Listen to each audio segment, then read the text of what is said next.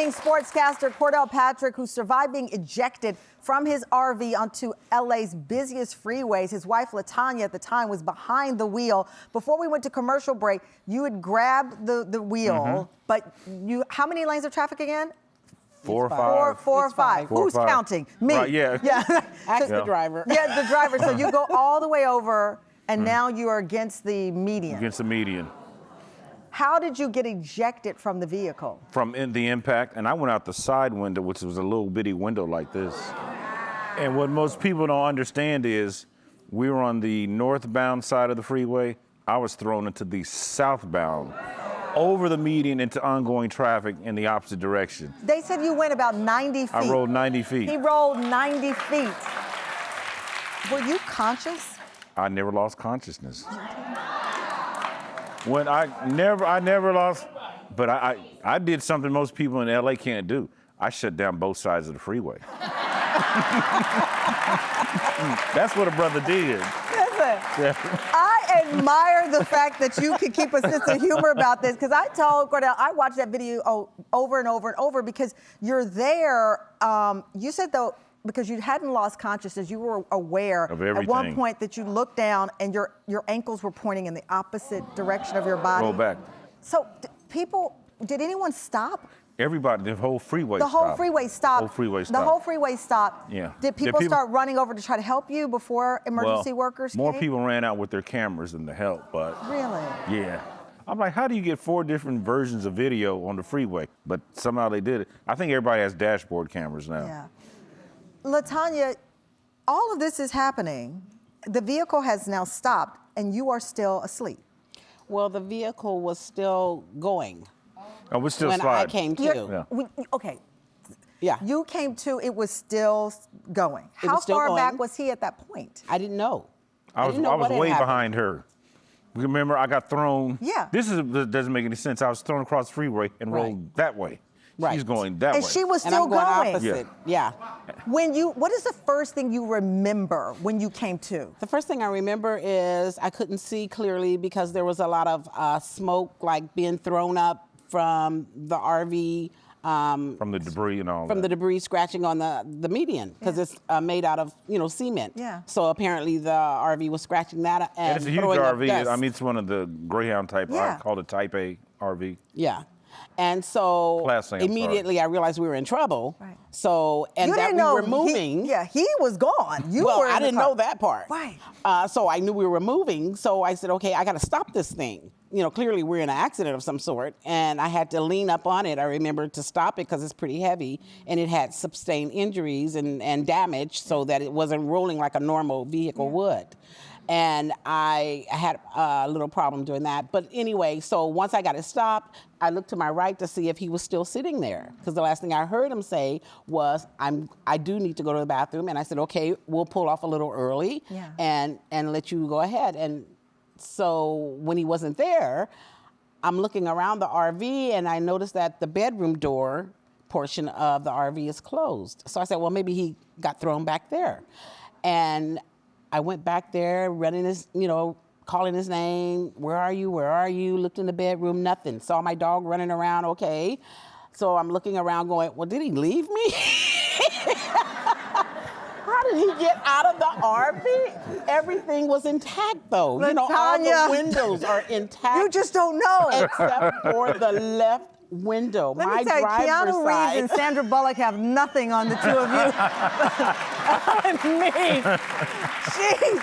It made no sense. So the more people who came up to the RV. So you're stopped, and now people are running up to you. They're running up, ma'am, are you okay? Are you guys okay? Are you okay? And I said, no, I don't know where my husband is. I said, we have to find him. We have to find him. Because now, the realization that So do you now we've are had aware an that traffic has stopped? Are you now aware that the freeway is... When did you discover that he was ejected? Almost immediately after we stopped, and I noticed that only my window had been shattered, and all the other ones were intact, and the door was also closed. Did you run back to look for? I ran back to the bedroom to look for him. Nothing. Did you get out of the vehicle? I went to the bathroom. I went to the shower. Where are you? Where are you? Nothing. Did you exit the RV? No. I didn't immediately because my glass window was already broken and people were already standing there talking to me. And it dawned on me, how are they even talking to me? You know, the glass is broken out, it's shattered. And I said, he had to have been thrown out. And I knew it didn't make sense. How did you find him? Well, I asked the kind people that were standing there if they could look for him behind the RV, because I could see ahead of us, but I couldn't see behind. So I said, he has to be back there. And then that's when it started dawning on me that, okay, this is an ejection accident, usually ejection. When did you first see him, face to face after? It seemed like a couple of minutes. It didn't take long for them to find him. Someone located him and said, I found him, he's alert, he's talking, he's on the other side of the median. This is unbelievable. And I'm like, you know, so I run out to see him. The police was trying to stop me. And I said, well, I just got to see him. I got to see him. But of course, he didn't want me to go out because of all the traffic and he didn't want me to create an accident or anything. How long you been married? 20 years. 24 years. Okay, over 20 years. Rule number one as a host of a show, never ask how long you've been married. Somebody's gonna get it wrong every time. Okay, 24 years of marriage. Yes. You run up there and you see your husband in that condition. I was jacked up. How was that for you to see him? It was awful.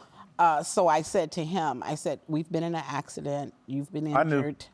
Well, yeah, he knew, but I mean, he was clearly in shock. He was clearly in shock. No, I wasn't. So I'm trying to talk to him calmly. I didn't feel any pain, though. You didn't feel any pain? I felt no pain. Because your injuries were severe. Severe. You broken bones, your foot, toes, collarbone, leg.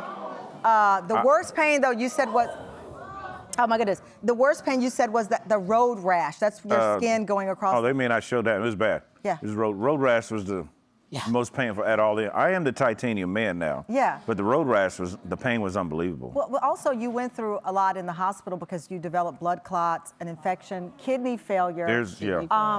They told your family that you may not survive the week. Yeah. Right. They said within a week you'll know if you're going to live. And I'm like, what? Yeah. Because you know you're alive. I'm talking. Yeah. I'm on the way. I'm talking. And then. Yeah. I got to ask you though. I mean, you all have managed to keep this miraculous energy about yourselves. Mm-hmm. There was a moment of darkness when you called LaTonya and family members and you were prepared to say goodbye. I had contracted this, was it intestinal virus called C. diff. Mm-hmm. Oh my goodness. I don't wish that upon anybody. And you thought this was over? So I called my brother, another sportscaster friend in San Antonio named Greg Simmons, and I called her because the pain was bad, Tamron. It was really bad. And yeah. And you often say, and I heard you say earlier, this was not luck, this was divine intervention. Oh, yeah. I know.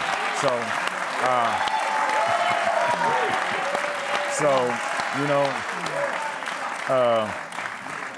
shout out to my pastor, Robert Coop, at Breen Baptist Church and the First Lady. Because that's a good sign when you're shouting out your pastor. Go ahead, give him one more shout. Robert C. Cooper, pastor, Breen Baptist Church and First Lady Paulette, and the entire congregation. Shout out to my brother, James Patrick, and his wife, Nadir. Your medical team? Yeah, my medical team. So they were in Topeka, Kansas.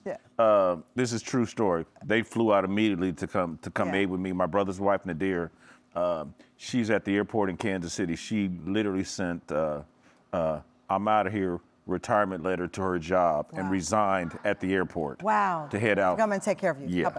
LaTonya, I know you're still going through medical tests to figure out what caused that spell that you had, and so you're going through testing now. Do you still drive? Yes, I do. You do? Not with me in there. I've been cleared to drive.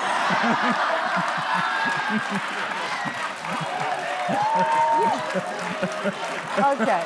He is always suspect. Listen. Always suspect. All I'm going to tell you is you picked him. You picked him. Okay, so you... Well, he says he picked me, You both picked each other here, because y'all are equally yoked, I can tell. The RV life. You've given up on the RV life. You have a new hobby? I fish. I think I'm going to do boating. Hold on, rowboating, no motor. Rowboating. So you are truly done with the RV? Oh, no, I'll never get another. You'll never get in another RV? I will not even go to an RV show at the convention center. But you might take up boating, but just rowboating. Rowboat, no engine. Well, God bless you both, because this could have been not only Tragic for you, but for LaTonya. Thank you so much. Give it up for Cordell and LaTonya. And look out for Cordell's new podcast, The Legends Podcast with Cordell Patrick. Follow him on social media. We'll be right back. Coming up, she's been raising bison for over 20 years. What happened when her own herd turned against her and attacked? That's next.